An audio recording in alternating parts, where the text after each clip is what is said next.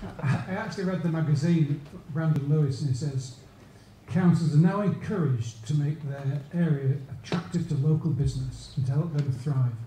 So presumably cutting our budget by 30% is a big help towards doing that. And if I say anything controversial, I speak as leader of Wakefield. If it's just kind of not controversial, I speak as chair of the LJ Economy and Transport Board. Are the press in? Okay, that's always a help. It is. Sometimes I get carried away by my own rhetoric. I've got a starting premise, which is MPs are hopeless. Seriously, you think I'm joking? They honestly believe that they can do things and they can't. It's a huge mistake they make. They forget what their job is, which is to macromanage us. And this applies to all parties, I have to say. It's not a particular attack on this government. They cannot resist micromanaging. It's a huge problem, has been for many years in this country, huge problem. And at the same time, they're incapable of real devolution. They talk about it, we get the rhetoric, but in reality, it doesn't happen. Sometimes they devolve the responsibility, but without the funding we need to carry out the powers that have been devolved. So it's a problem. And not one single one of them understand regions, what makes them work, and what structures we need. And if you look at the last government, it created regional assemblies, which had just started to work a little bit, and we created the RDA. Now, we're told the RDA was a good thing because the funding went to the local area. But it was run by people appointed by ministers. So then this government gets in and they scrap the RDA. And I think, well, the Labour government scrapped the regional assembly, so that's fine. And then they realise you need something in your region, some structure, to bring together partners and to make local authorities more effective by working through partnership. And that was why we got local enterprise partnerships. I think a 13-year-old advisor thought, right, what's a good title that we can think of that kind of gets it out of a bit of a nest? That's it, local enterprise partnerships. So that's what we've got. And I'll come on to them later because what they do, the people on the land on the Leak City region level, they are made up of people not chosen by ministers, to be fair, that the cash is decided nationally. We call it a regional growth fund. So why is it a regional growth fund? And yet the decisions are made in Westminster by Heseltine, who I'm sure most Conservatives would agree is past his sell-by date. And it's wonderful that we've got the Heseltine review, and I always welcome a sinner who repents, because he, well, as far as I'm aware, he was in government for God knows how long, and all these things he now says we should be doing about devolving, he doesn't do. And he's still obsessed, of course, with elected mayors, thinking that structure, again, is the way to deal with some of these issues. And it's obviously in Wakefield, the electors didn't reject him there. I say that people voted for me. They think I'm joking. The question on the ballot paper was, you want to keep a leader? Yes or no? And actually they said yes in Wakefield, and 9 out of the 10 cities. Anyway, that's enough of the Wakefield bit. I'll talk now about the LGA. Because what the LGA did about 15 months ago, in response to some of those points I've just made, and I've exaggerated as I sometimes do to make the point, that most of those things I sincerely believe in, is that we decided we would go out on tour, as it were, and a series of town hall meetings were held up and down the country, from the northeast to the southwest.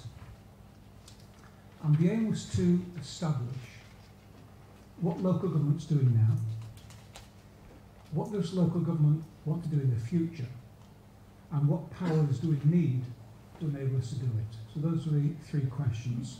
So we went all over, and the meetings were very well attended, I have to say, not just by the usual suspects of local council officers and members, but by a range of business people, those in further and higher education, and some people involved in the local community. They were very well attended meetings, and that was right across the country. And the first thing that struck me was that irrespective of party control, some amazing work done at local level. Amazing work. So, as a Labour leader, got the utmost admiration, I have to say, for those Conservative councils who are actually doing things in their area to make a difference. So there's a huge body of evidence that shows that we can deliver on the ground. And actually the other thing that became very noticeable, not just we're simply getting on and doing things, is the diversity of local economies. Huge, huge difference. I know there's somebody here from my authority of Wakefield, and he'll know that the difference between our neighbouring authorities of Wakefield and Leeds and Wakefield and Kirklees is huge. We've got some similarities, but huge, huge differences, which obviously leads to the conclusion that a one-size-fits-all approach, which has been adopted for many years by our governments, is no longer fit for purpose. No longer fit for purpose, if it ever was. So, if you look at one example, I use this example quite a lot when I speak about what the LGA is doing. In the West Midlands, they invested to make sure that Jaguar Land Rover created 750 new jobs. 750 in quite a high-tech industry. They did that because of something quite simple, and that was access into the site. There'd been talks with the Department for Transport, who, as you probably know, take an age to decide anything. And they stepped in, they gave the funding, and that investment was made. If you look at Kent County Council in Dover, they've created a body to deal specifically with the economy and with jobs. In my own authority, with all party support, we make sure that when there were only 2 shopping centres to open in the country in 2011, didn't remain holding the ground by committing public expenditure. Now that's now thriving. It's increased our retail offer in the city by almost 30%. We make sure as part of the deal, the jobs went to local people and the majority were unemployed. So that shows how we can directly make a huge difference using our economic power. And there were 2 other things that became clear. The first is that the skills system, education skills, is not working effectively. It was a common cry from everybody right across the country.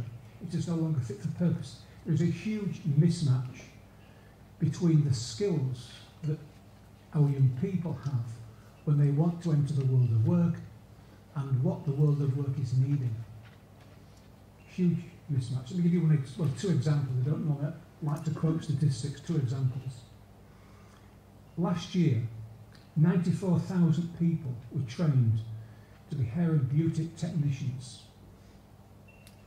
and only 18,000 jobs available. And yet, conversely, 123,000 people were trained in the construction industry, and there were 275,000 advertised jobs.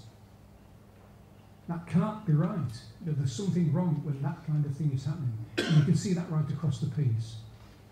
Now, more work needs to be done to find out why that's the case and what we can do. But all the evidence has shown for the last 2 years that is the case. Acknowledged by local government and by business. The other thing that became clear was that transport decisions are far too slow. Probably we've all got experience in our different areas that that's the case, far, far too slow. And the fragmentation of public investment. And that is something that's always happened, and it's getting worse.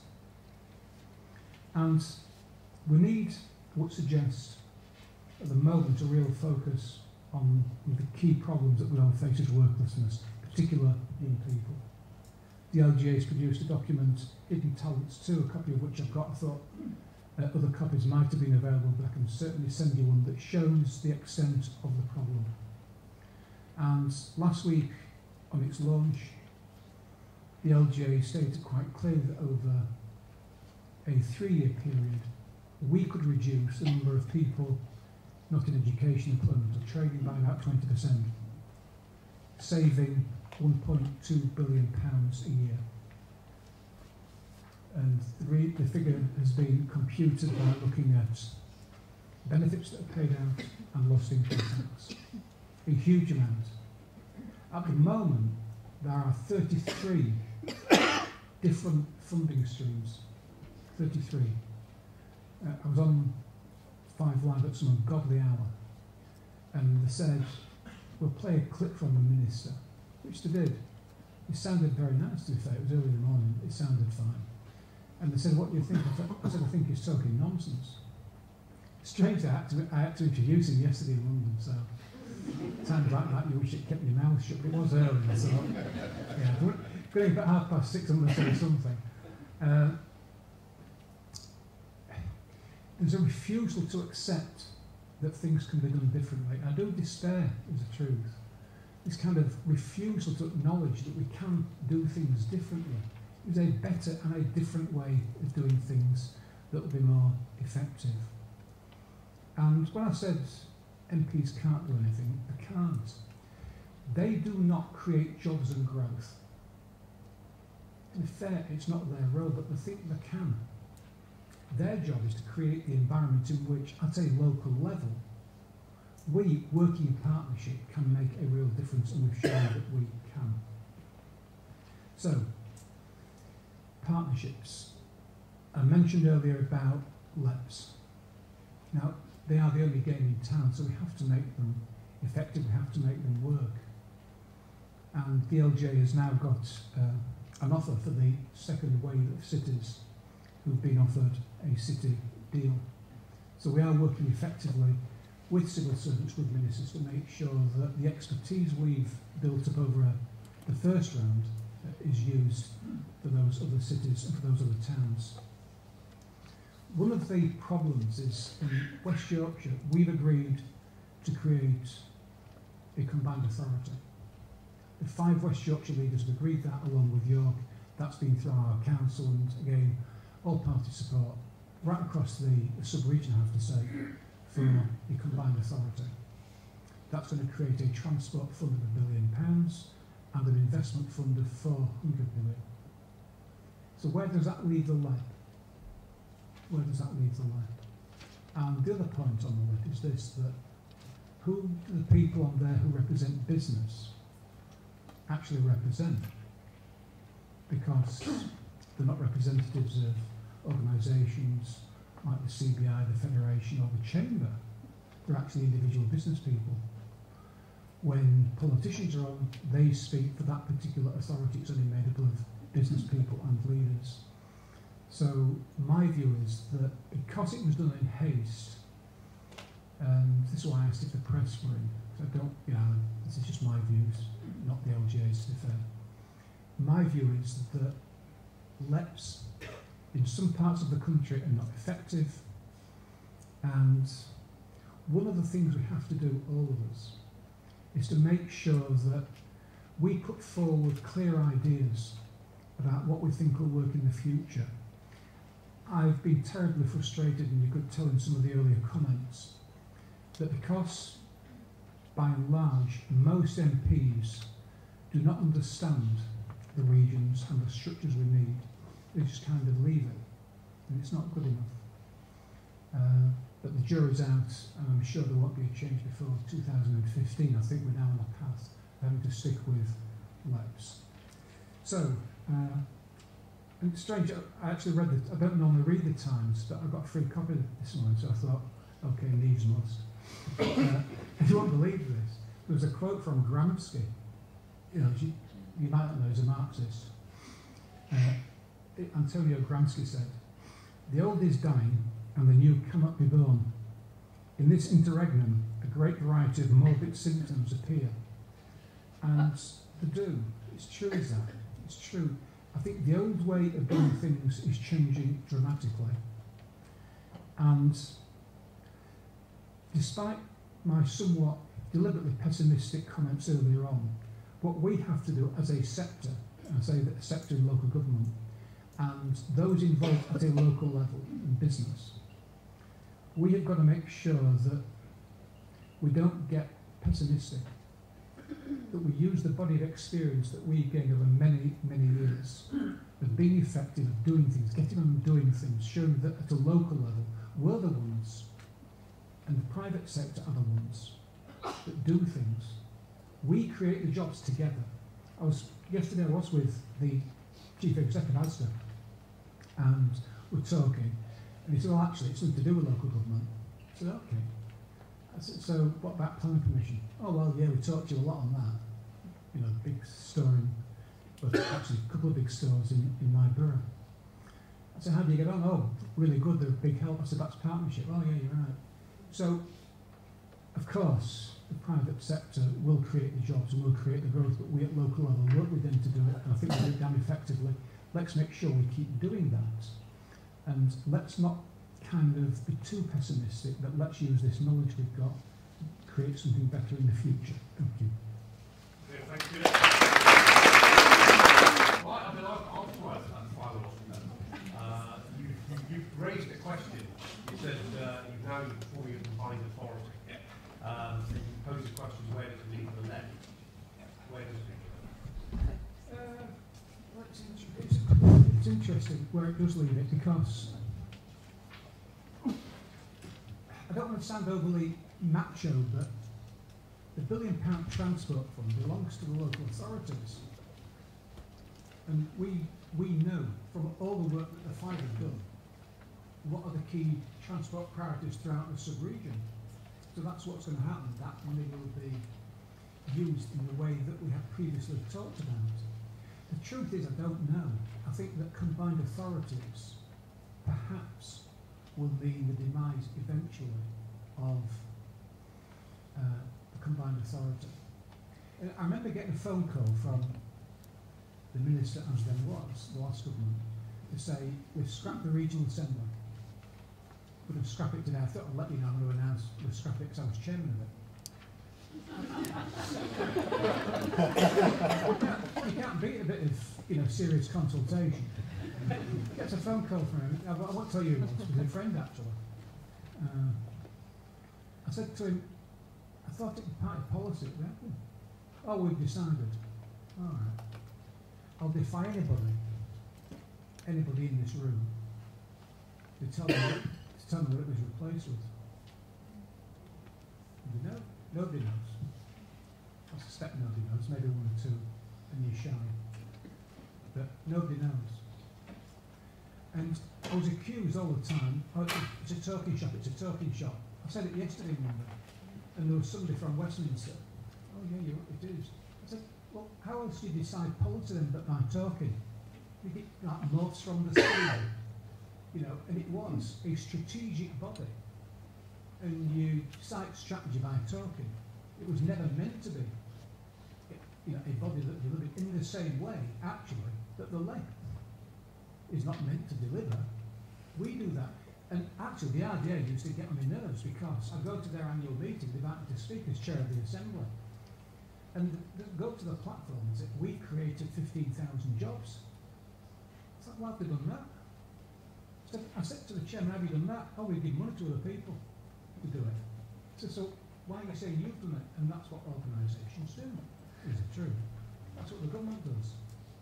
And what this government does, I'm not saying they are unique, but to a particular aspect of this government, they centralise success and devolve failure. If that don't get any questions, I'm losing my touch. Although I think we had Hilary Bennin and Clive Petts this morning, and I have to say I was left with a distinct impression at the end of that there will not be, if they were elected in 2015, there would not be a return to any form of regional structures. That's what they think. That's what they think. I like Hillary. I mean, to be fair, my wife runs his office, so I've got to. He's a friend. He's a friend of Cllr. The will, trust me, the will. Because if they think a cartel regional structure who is deluded as this government. You need something in the region, you need a structure. We've got the insane situation now in Yorkshire and Humberside where you've got Leeds City Region, Sheffield City Region and Hull all competed with the Green Investment Bank, which in the end went to Edinburgh. So we actually wasted time, effort and money on bidding for a bank that went to Scotland. That cannot be right. You need an effective regional structure. And despite what those two tell you, I know for a fact, and I'll be saying this at my party's local government conference at the weekend, that my party are in fact, whatever they tell you, are looking for an effective way that we will operate within the regions. You need something. I'm not saying you go back to the old days of having an RDA or a regional assembly. You need something. You need a structure to bring us together so we develop a coherent strategy that people understand and sign up to. One of the problems is this with the LEP. If the LEP says we think this is a strategy on skills, why is business, many of whom are in no organisation at all, first of all, where will they find out the information that this great decision is being taken? And what's going to make them follow it? You know, it seems to me it's simply being set up as a clearinghouse for bids that go there first and then passed down to Westminster to make a decision on. Well, we've got two questions then. Right. Well, look, I'm going to take all these four questions and points. So we'll start off with the again, say who you are and where you're from. Cathy Watson, I'm a councillor in Hatton in Hertfordshire. I was wondering if you've studied any other European countries that have a more federalist structure. Germany comes to mind. Yep, and it fascinates me because if you ask ministers about a more federal system with no tradition of that, and they quote Germany and they're wrong. Because actually, the constitution that Germany's got was given to them after the war, which was a federal structure. Yes, exactly right. Exactly right. Exactly right. But post-war, that's when the federal structure was created, so they've got strong regions now. And the regions are very, very strong. They do actually have very strong mayors across the continent. But that's because they choose that. It doesn't matter what, to be honest, you can call me anything you want. The real question is this: do the electorate think I can give strong leadership? No matter what you can call me a mayor or a leader. You know, doesn't matter. So my view is that we've got a lot to learn from the continent. Right, I'm going to try and take a swing again on that. My view is that the regions have two main roles in terms of one of setting a housing target which then authorities could had a duty to work towards and deliver housing, and the other was of being a conduit between central government and local authorities that are involved in that, giving that money down and helping with delivery. Now that both of those roles, with the duty to cooperate in the NPPF being something where housing can be hopefully forced upon policies that don't want it, given that as the local plans come forward, and the LEP's being established as a body to send money through for local authorities or for whoever's doing the actual delivery, that surely wouldn't it just be a waste of just making another structure that's in place just for the sake of having those two main functions? I mean, isn't there now an effective structure there? Don't answer that yet, Peter. I'm going to get the next two. Yes, Graham Galpin from Ashford Council. It's interesting to hear you advocating that we return to regions. What regions do you suggest we return to? Would it be the nuts regions, the southeast, the golden banana? Okay, yeah. Didn't mean anything to anybody other than the administrators. Yeah, William Hooper at Suffolk County Council. Building on that question, if we need a regional structure, given that we had a regional structure throughout the last 10 years of the Labour government, with billions poured into economic development, and we ended up with the most London-centric economy we've ever had. How do you foresee a regional structure that would actually make a difference? In terms of the property, at the moment there's 400,000 planning permissions being granted for property housing, and yet we talk about, you know, we need to free up the local authorities and make sure that the bureaucrats don't hold back on planning. All the other questions related to regions. The last question was interesting. I'm not suggesting you go back to what we had is the truth. What I'm suggesting is that instead of doing what we always do in this country, we tinker. We've got a system and say we'll change this bit of it, we'll change that bit of it, we'll change the other. And in the end, we get the worst of all worlds, is the truth. And what I'm saying is we need a proper settlement between national and local government. And we need to develop between us, by consensus, and also in the areas. Because where I think that the LEPs have got a lot to commend them is they are based on economic entities. So it's moving away from the old Yorkshire and the Humber. So I'm not saying we go back to Yorkshire and Humber again.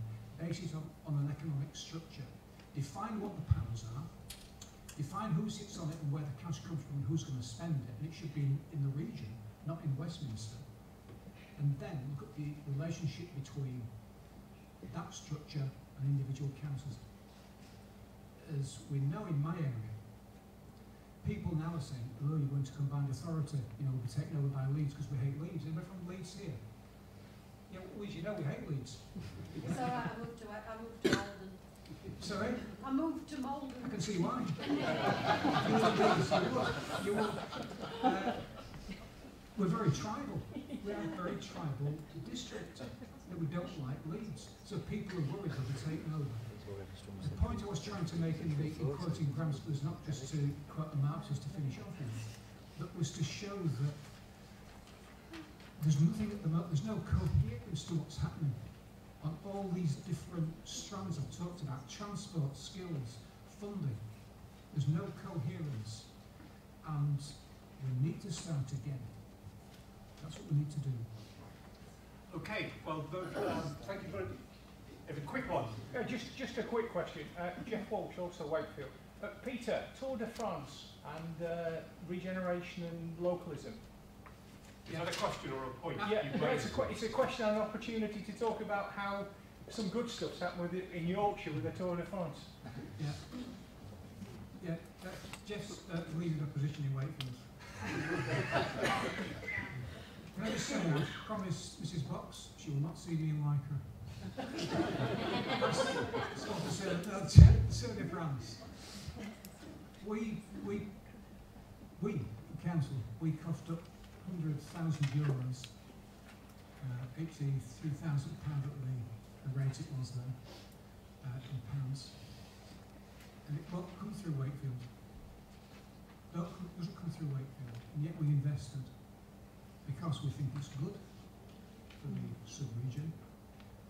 As Jeff knows, I've already been in talks with the Arts Council nationally about the legacy that Wakefield can achieve. And it won't be sporting actually, it'll be cultural. Because we've got two of the most iconic cultural attractions in the country, the Yorkshire Sculpture Park and the Hepworth Gallery in Wakefield. So that's the kind of thing you've sometimes got to do. You've got to invest in the future, and that's what we're saying in Wakefield again, and that's got all party support, I'm pleased to say. And I'm immensely proud actually of what local government does in investing in the future, how we invest in our communities, and localism. I think it was the same 13-year-old that thought up the name LEPS, that thought up localism, in particular big society. I think it was Steve Hilton, wasn't it, in the Prime Minister's office, who's now in California, because he got fed up. So he's now in California as Steve Hilton. He's a blue sky thinker, apparently. You couldn't make it up, but it's true. It came from me. Look, I'll tell you this, Jeff. As you know, we've had localism since local government was invented. It's what we live and breathe is localism. We are part of our local communities. You are in your one, I am in mine. And, you know, this idea of localism, I know that. I don't need to be told by, you know, any Prime Minister about localism, thank you. I could teach you nothing at all about localism. So we are damn good at it. We are damn good at working in partnership at a local level. Right. Thank you very much indeed.